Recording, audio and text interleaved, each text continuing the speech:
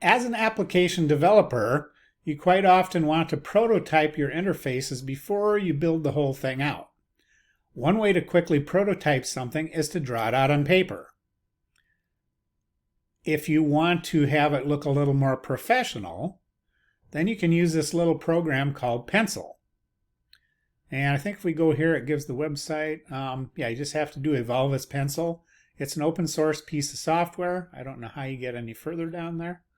But it has little tools over here where you can quickly mock up your desktop. So this is one that I did. Just, whoopsie, didn't want to do that. Usually there's a way to group these together. I don't know if this has a grouping. It does have a grouping thing.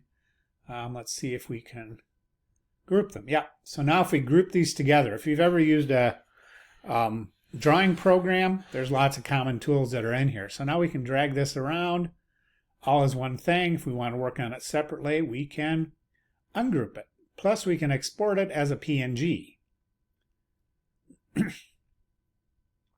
So you can take a box, I guess you drag the box over, and that's how I started. I dragged the box over, and then we had a text, which is a text entry. We have a label somewhere. There it is, there's a label. Yep, there's a label. And you can build up a nice little prototype that looks professional for the user. I mean, for your customer.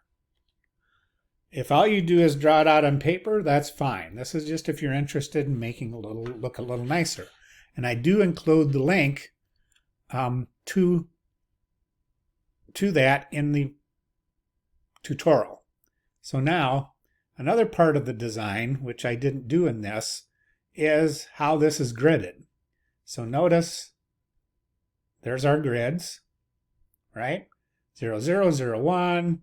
Now what is this button that's taking up two of them? Well, this is called a column span. So let's take a look at how a column span works.